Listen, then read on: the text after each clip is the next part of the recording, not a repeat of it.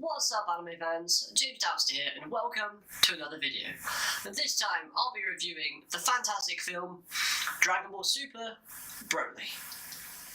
Now, to start this off, I want to just mention this film was absolutely magnificent. It was one of the best films that I've seen in cinemas for a long time. And I'm not just saying anime films, I'm saying films in general. Like, personally speaking, for me, it beat any Marvel film or any DC film that's come out within the last 2 years. And yes, I'm including things like Spider-Man, Aquaman, and Infinity Wars behind that. But with that out of the way, let's jump into what happens in the actual film itself. So this review is going to be pretty much a spoiler-free review. I won't be going over anything too sort of groundbreaking for the film.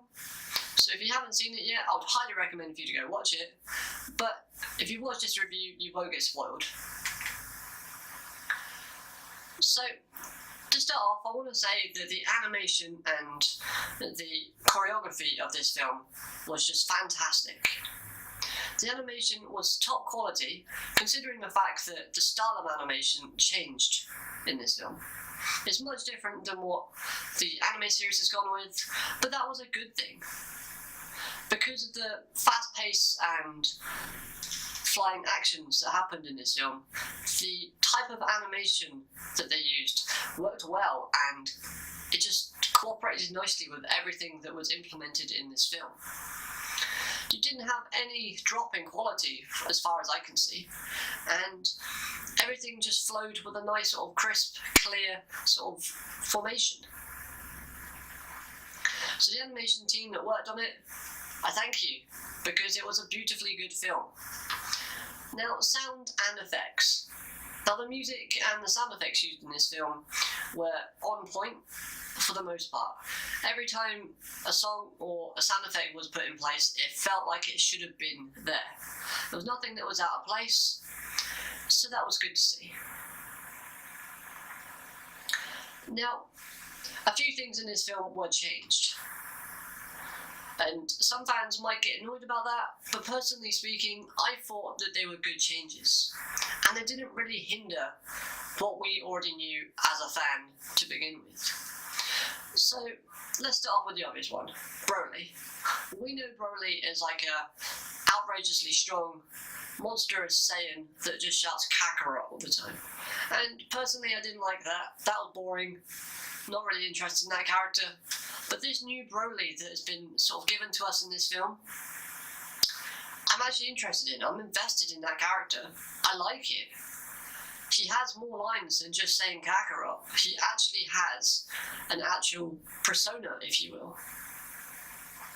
And the fact that Akira Toriyama has done that, I don't know, I found it really good and refreshing.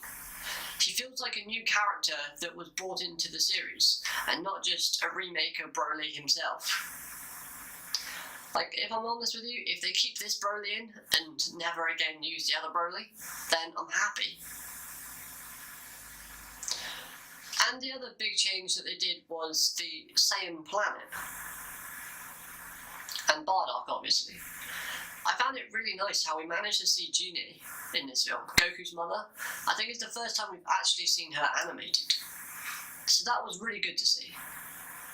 But Bardock himself, people were a bit sceptical about changing Bardock's sort of backstory.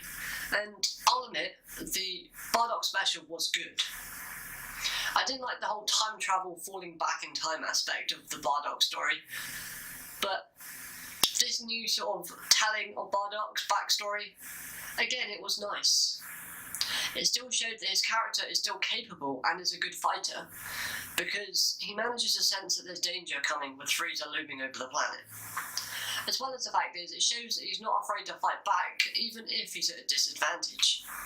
Because there's a scene in the film where he's shown to use, I think it's the same spirit attack, and we all know how that ends. So they didn't really diminish his character at all. So those little changes were good. Now, in terms of the fights, now the fights were really well choreographed. Like, everything flowed nicely, and it didn't look like there was any sort of jankiness to the way it was moving. Every fighter had good techniques, and we saw new techniques that we've never seen before. We even saw sort of certain matchups we didn't think we'd want to see. Like, we never saw the old Broly take on Frieza, but in this one we did. So, I've been quite positive at the moment, and there were a couple of negatives, a little tiny, minuscule things that bugged me a little bit. So here we go. First of all, I want to say timing. Now, we know Dragon Ball Z is infamous for its sort of time and, saying like 5 minutes, the planet's going to blow up, but it ends up being like, 12 episodes or something. We know they're not good with that. And that's not really the issue I have. The issue I have is there was a comedic section in this film, obviously to do with Goku and Vegeta, but while they were doing that, we were led to believe that Frieza fended off Broly in an enraged state for 1 hour. Now, from what we saw, they could hardly keep him at bay for like 5 minutes, let alone 1 whole hour. So I get it was a comedic scene and we don't really need to think much of it, but yeah, that's just one thing that kind of annoyed me a little bit. Now, the next sort of little nitpick I have on this film was that although the animation was high quality and consistent throughout, the colours were a bit difficult to follow. Like, for example, there's one scene where Vegeta goes Super Saiyan for the first time, and his hair's green. What's up with that? I mean, it just looked weird and out of place.